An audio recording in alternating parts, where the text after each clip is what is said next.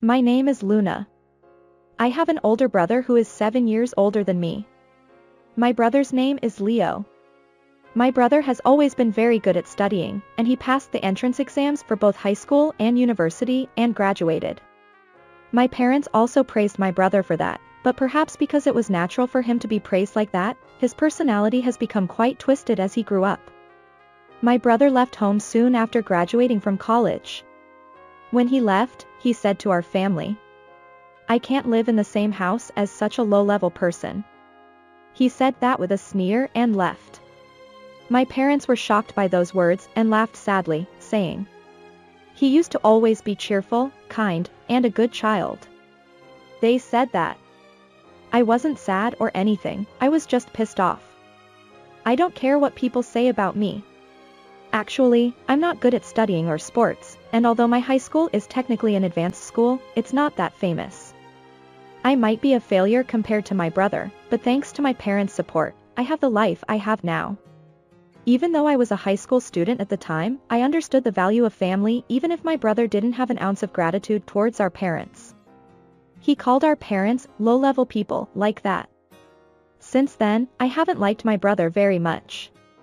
I used to admire and respect my brother who could do everything perfectly.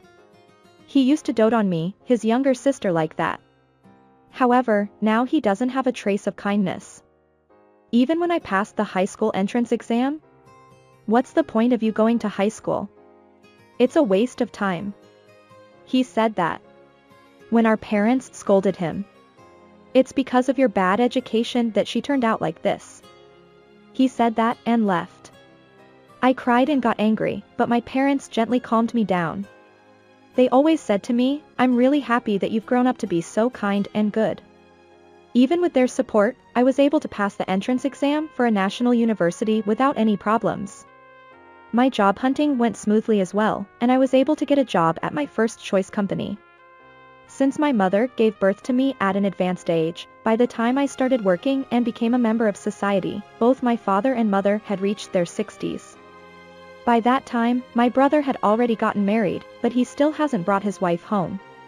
Even though our parents wanted to meet her, he stubbornly refused to introduce us to her, saying, "It's embarrassing to introduce her to such a low-level family." It's been over half a year since I became a working adult and got used to my job. But one day, my mother called me while I was at work. She should know that I'm at work, and she has never called me during working hours before. With a bad feeling about this, I left my seat and answered the phone from my mother. "Mom? I'm at work right now." Dad collapsed. Huh? I don't remember what happened after that very well.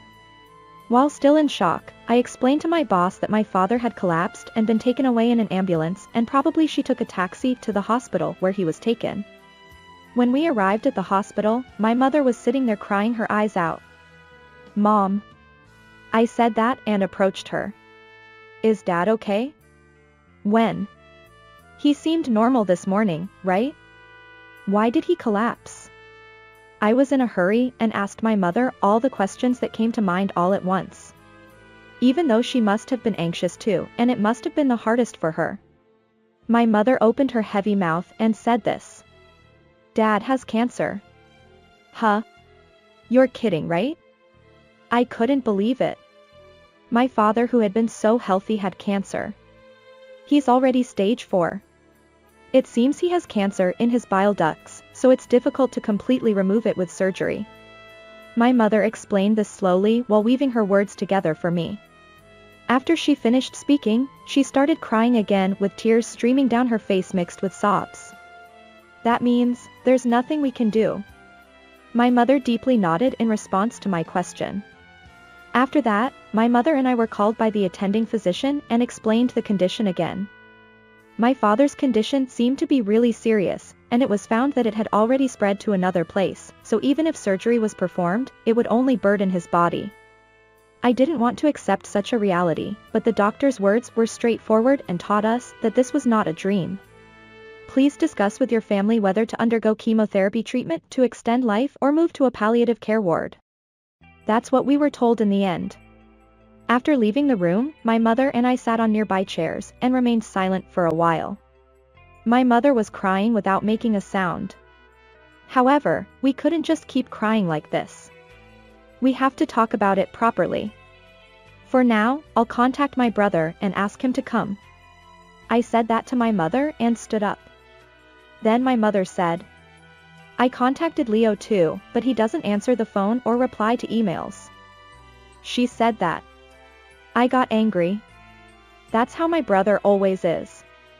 When he has something to do, he gets extremely angry if I'm a little late in contacting him, and he replies very quickly until he is satisfied. But when I contact him from here, he almost ignores me. It's possible that my brother is ignoring me, but this time I can't just leave it alone like this. I persistently kept calling him until he answered after about 10 calls. What? You're so persistent. My brother answered the phone. It's not being persistent. You know that dad is in trouble right now, don't you? You knew from mom's email, right? Why don't you come to the hospital? When I said that emotionally, my brother sighed as if he was annoyed. And then, hey, I'm busy because I'm an elite, unlike you. Besides, dad didn't die or anything. It's an exaggeration. He said that. Don't be ridiculous. It's a situation where anything can happen at any time. Thanks to dad, we have what we have now. How can you say such a thing? I was angry and tears started flowing from my eyes. However, my brother didn't understand any of my feelings at all. It's troublesome, so I'm hanging up. He said that and unilaterally hung up the phone. I was really surprised by my brother's words and actions. Rather than being surprised, I was disappointed. I couldn't believe it. Although I knew that my brother didn't have much family love, I never thought he would be so heartless. I couldn't honestly tell him that my brother spoke to me like this and only said, my brother seems busy with work. I see. Well then there's nothing we can do. My mother muttered that with a lonely expression. In the end, following my father's wishes, he didn't undergo forced life-prolonging treatment and passed away a few months after moving to a palliative care ward. I reported my father's death to my brother and explained the schedule for the wake and funeral. However, my brother said, I'm busy so it's impossible. Do whatever you want. He said that and didn't come to either the wake or the funeral. Even my mother was stunned by this. She probably never thought that her son would be so heartless as not to come to his father's funeral. That child really didn't come. After the funeral was over, my mother muttered without changing her expression. Mom, my brother is no longer family. Let's stop worrying about him. When I said that, my mother smiled and said a yes. The next day, my brother came. He entered our apartment where we live without permission and asked, what about dad's inheritance? What? What are you talking about? You didn't even come to yesterday's funeral. When I said that, my brother glared at me and said, shut up, kid. Then my mother, who couldn't stand seeing that, said one thing. There is no inheritance from your father.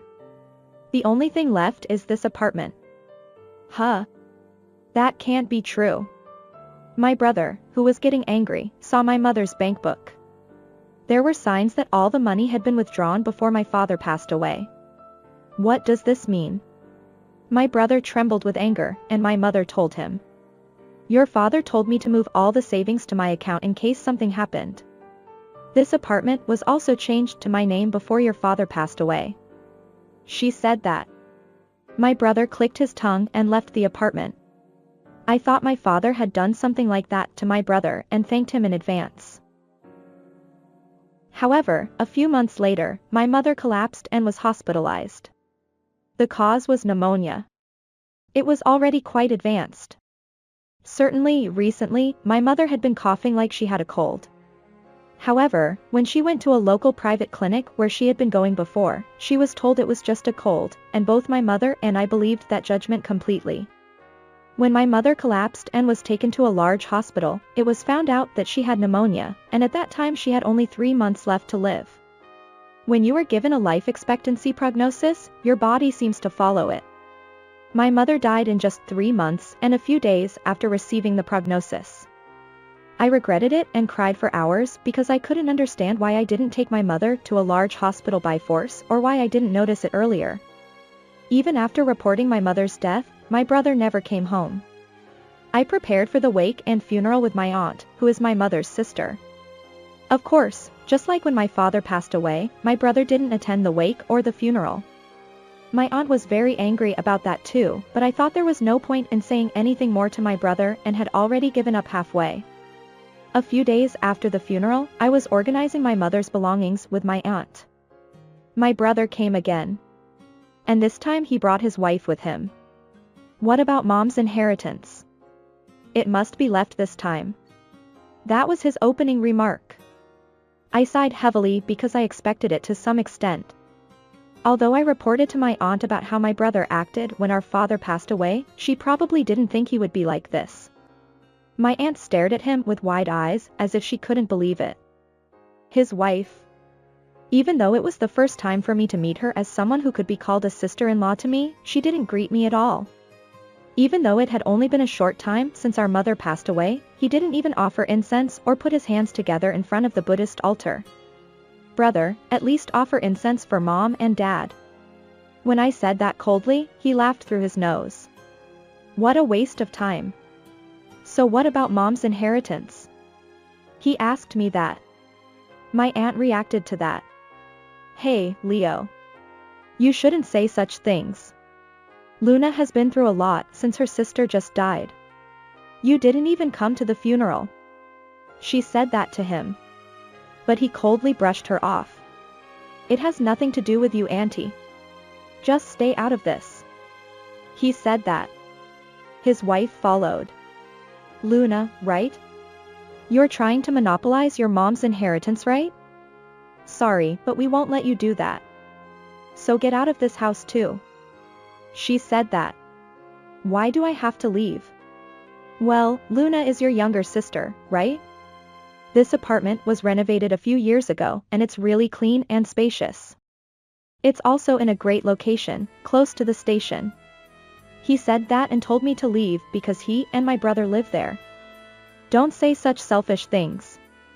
And you too, stop talking about inheritance. I couldn't stand it and raised my voice. Then my brother sighed heavily and said, You're still a low-class person.